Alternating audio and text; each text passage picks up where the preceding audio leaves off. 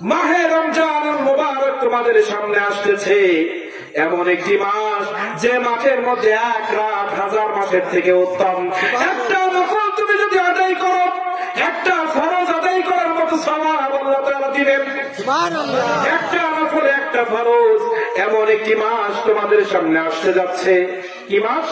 এমন একটি মাস আসতে যাচ্ছে যে মাসে একটা ফরজ যদি তুমি আদায় করো, 70টা ফরজ আদায় করার সওয়াব হয়ে যাবে। একটা ফরজ যদি তুমি রমজানুল মুবারকে আদায় করো, 70টা ফরজ আদায় করার সওয়াব আল্লাহ দিয়ে দিবেন। তারপর আল্লাহ এভাবে রাসূল কারীম সাল্লাল্লাহু আলাইহি ওয়াসাল্লাম আওয়াজ করতে যাচ্ছেন, আওয়াজ করতেছেন। এরপরে বললেন, এমন একটি মাস তোমাদের সামনে আসতে যাচ্ছে যে মাসটি হচ্ছে ধৈর্য ধরার মাস। সেই ভোরবেলা খেয়েছি, সকাল দুপুর 12টা 1টার দিকে এমন ক্ষুধা, ধৈর্য ছাড়া কেউ থাকতে পারবে না। আমার সামনে খাবার, অনেক মুসলমান আমার সামনে চা খাচ্ছে, বিস্কিট খাচ্ছে, কিন্তু আমি তার সামনে গিয়ে ধৈর্য ধরা ছাড়া উপায় নাই যদি ইমানদার হয়। প্রত্যেকটা জিনিস মিলাই দিবেন। আল্লাহ রাসূল বললেন, এমন একটি মাস তোমাদের সামনে আসতেছে যে মাসটি হচ্ছে ধৈর্যের মাস। কিসের মাস? ধৈর্যের মাস। এখানে আবার আমার নবীজি ব্যাখ্যা করলেন কেমন ধৈর্য। প্রত্যেকটা ধৈর্য রিজাল্ট হচ্ছে জান্নাত। সুবহানাল্লাহ।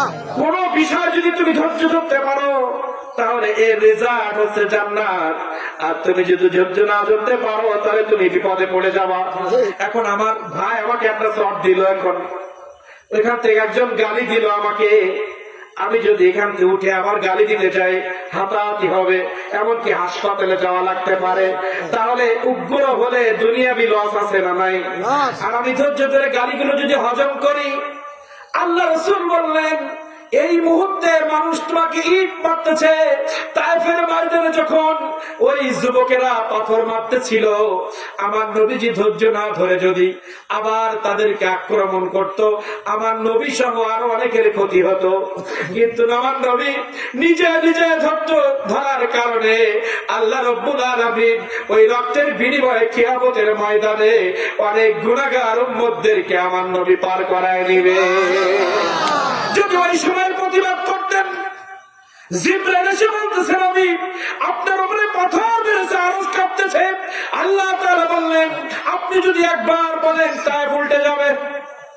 আল্লাহ রাসূল বললেন, আমি পৃথিবীতে রাহমাতুল লিল আলামিন হিসেবে এসেছি, আমি তো গজব হতে পারি না, আমি তো পৃথিবী মানুষের জন্য রহমত।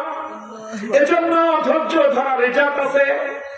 বাস্তবে একটু মিলান, আপনার প্রতিবেশী আপনাকে বারবার গালি দেয়, আপনার ঘেরাটা বারবার ভেঙে দেয়, আপনার আলটা বারবার ঠেলতেছে, এখন আপনার হাতে ক্ষমতা নাই, জোর নাই, আপনি ওখানে বল প্রয়োগ করতে গেলে লাঠি পিঠা আছে না নাই?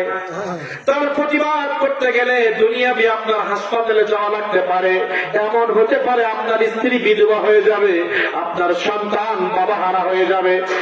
এটা দুনিয়ার ক্ষতি। যদি আপনি একটু আল্লাহর উপরে তাওয়াক্কুল করে ধৈর্য ধরতে পারেন, তাহলে ফিরাউন যেমন নদীতে ডুবে মরেছিল, এই বাংলার জমিন সহ পৃথিবীতে যারা অত্যাচারী শাসক তারা যেমন এক সময় ভিটি বাড়ি ছেড়ে পালিয়ে বেড়াতে হচ্ছে, তেমনি ভাবে কিন্তু খেলা হবে। কেমন খেলা? আপনি যদি কারোর অত্যাচার সহ্য করতে পারেন তাহলে কেমন হবে শোনেন। আপনি যদি কারোর অত্যাচার সহ্য করেন তাহলে দুনিয়াবি ফায়দা কি? মারামারির থেকে বেঁচে গেলেন। আর যে আপনাকে অত্যাচার করলো, আপনার জীবদ্দশায় দেখবেন ভিক্ষার থলি আল্লাহ তার হাতে ধরায় দিবে। যে মানুষটার অত্যাচারে আপনি অত্যাচারিত হয়েছিলেন, শেষ বয়সে ওই মানুষটা থলি নিয়ে আপনার কাছে এসে বলেন 10 টাকা ওষুধ কেনার টাকা দাও। 10 টাকার ওষুধ কেনার টাকা দাও। যে মানুষগুলো মানুষের উপরে জুলুম করে, যে মানুষগুলো মানুষের হক নষ্ট করে, মানুষের উপরে অত্যাচার করে, এই পৃথিবীতে লক্ষ লক্ষ কোটি কোটি উদাহরণ আমরা একটা দিতে পারবো। এই মানুষ যারা মানুষের উপরে জুলুম করেছে, নির্যাতন করেছে, মানুষের হক নষ্ট করেছে, মানুষের পেটে লাথি মেরেছে, মানুষের তলোয়ারে আঘাত করেছে, ওই মাজলুম যারা অত্যাচার সহ্য করে আল্লাহর কাছে দোয়া করেছে, ওই জালেমদেরকে পৃথিবীর জমিনে আল্লাহ শাস্তি দিয়েছে। বাংলার জমিনে তো ঘটে গেছে, আপনারা জানেন, এগুলো বলে লাভ নাই। আমেরিকার দিকে দেখেন, যে আমেরিকা ইসরায়েলকে দিয়ে 1 বছর ধরে হাজার হাজার আমার মা বোনদেরকে তারা বোমা মেরে হত্যা করেছে, মসজিদ পড়েছে, বাড়ি পুড়িয়েছে। আজকের জরিপ বলছে দাবানান দিয়ে আমেরিকার সব থেকে দামি শহরকে আল্লাহ তাআলা 1 ঘন্টার মধ্যে এমন আগুন জ্বালিয়ে দিয়েছে, 1 বছরে ফিলিস্তিন এবং গাজার যে সম্পদ ক্ষতি তারা করেছে তার 10 গুণ নয় 100 গুণের বেশি ক্ষতি আল্লাহ 1 ঘন্টায় আমেরিকাকে করে দিয়েছে। ধৈর্যের ফল। এজন্য আর যিনি ধৈর্য ধরেছেন তার দুনিয়াবি লাভ আর পরকালের লাভ বলছি। আমাকে একজন গালি দিচ্ছে, মারতে আসতেছে, আমি বললাম ভাই মাফ করো, তুমি নাও, ওই 1 বিঘা জমি নিয়ে যাও, আমার অসুবিধা নাই।